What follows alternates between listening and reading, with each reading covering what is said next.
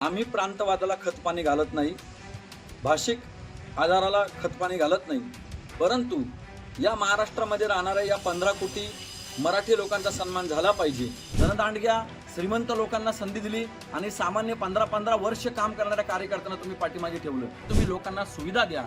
आम्ही आता या तुमच्या राजकारणाला वैतागलेलो आहोत। आता आमचं एकच म्हणणं आहे की तुम्ही फक्त लोकांच्या समस्या सोडवण्यावर लक्ष द्या। आमच्या तळागाळातल्या भारतीय जनता पार्टीच्या कार्यकर्त्यांचं अजिबात समर्थन नाही। साहेब ठाकरे यांनी वेळोवेळी मराठी माणसाचा मुद्दा लावून धरलेला आहे। भारतीय जनता पार्टी कल्याण जिल्हाध्यक्ष श्री नंदू परब यांनी मनसे प्रमुख श्री राजसाहेब ठाकरे यांच्यावरती जी टीका केली ती आम्हाला भारतीय जनता पार्टीच्या कार्यकर्त्यांना न पटणारी। कारण आजपर्यंत मराठी माणसांवर ज्या वेळेस अन्याय झाला त्यावेळेस ठाकरे परिवारातील म्हणजे अगदी हिंदू हृदय सम्राट बाळासाहेब ठाकरेंपासून तर राज ठाकरेपर्यंत या सर्वांनी अत्यंत कठोर भूमिका घेतलेली आहे आणि मराठी माणसाला न्याय मिळवून देण्यासाठी महाराष्ट्र नवनिर्माण सेनेचे कार्यकर्ते, तळागाळातील सर्व कार्यकर्ते मराठी माणसाच्या पाठीमागे वेळोवेळी उभी राहिलेली आहे आणि मराठी माणसाच्या हक्कासाठी निर्माण झालेली चळवळ म्हणजे शिवसेना आणि यानंतर राजसाहेब ठाकरे यांनी चालू केलेला पक्ष। यामध्ये आपण एक गोष्ट लक्षात घेतली पाहिजे, आम्ही प्रांतवादाला खतपाणी घालत नाही, भाषिक आधाराला खतपाणी घालत नाही, परंतु या महाराष्ट्रामध्ये राहणाऱ्या या 15 कोटी मराठी लोकांचा सन्मान झाला पाहिजे। आता मला असं वाटतं यावेळेस निवडणुका नाही, काहीच नाही, तरी ब्रिजभूषण यांचं नाव घेऊन त्यांनी राज ठाकरे यांच्यावर टीका केली ती आमच्या सर्वसामान्य मराठी माणसाला, आम्ही जरी भारतीय जनता पार्टीचे कार्यकर्ते असलो तरी सर्वप्रथम आम्ही मराठी आहोत आणि आम्हाला मराठी असल्याचा अभिमान आहे। आम्ही कोणत्याही इतर भाषिकांचा अपमान करू इच्छित नाही, त्यांचा योग्य तो सन्मानच आहे, परंतु आमच्या मराठी माणसांनी काय सर्व परप्रांतीयांचा सन्मान करण्याचा ठेका घेतलाय का?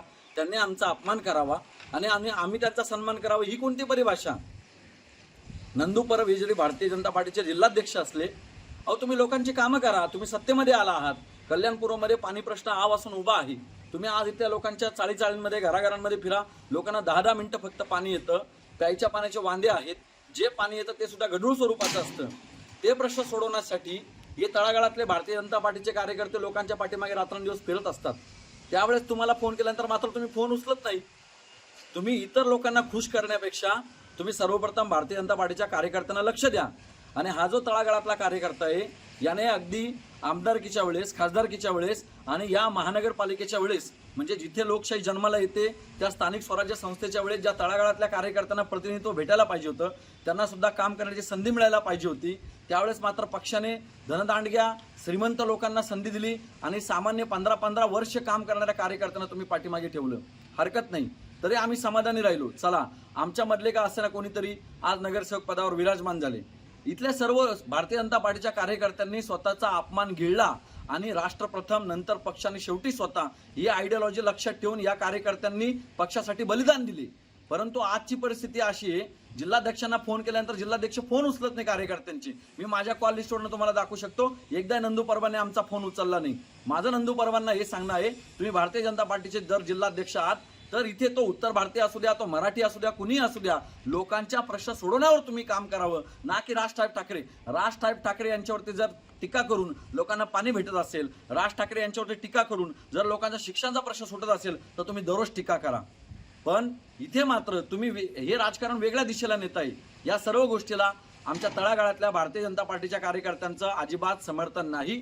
साहेब ठाकरे यांनी वेळोवेळी मराठी माणसाचा मुद्दा लावून धरलेला आहे। मग अगदी रेल्वेमध्ये भरती असेल त्याचाही मुद्दा लावून धरलेला आहे आणि मला नंदू परब साहेबांना हे सांगायचं आहे, अगदी 4 दिवसांपूर्वी मी त्यांना फोन केला होता की माझी जी साली आहे म्हणजे तिचा मुलगा, त्याला मला वाटतं काहीतरी करन्सी प्लेट्सची एम्प्लॉयमेंटची भरती होती आणि त्या भरतीचं जे सेंटर आलं होतं ते हैदराबादला आलं होतं आणि अगदी 4 दिवस पूर्वी त्या मुलाला हॉल तिकीट देण्यात आलं। आता मला सांगा, महाराष्ट्रातला तो मुलगा मुंबईमधून हैदराबादला त्याला रिझर्वेशन मिळतं का ऐन मोमेंटला? आणि तो एवढ्या लांब एवढ्या गर्दीमध्ये कसा बसून जाईल तो विद्यार्थी? त्याला तिथे हॉटेल मिळणं म्हणजे विद्यार्थ्यांच्या एका बाजूला हाल होत आहेत। परंतु जिल्हाध्यक्ष महोदय, राजकारण करण्यापेक्षा तुम्ही पहिले या सर्व समस्यांवर लक्ष द्या।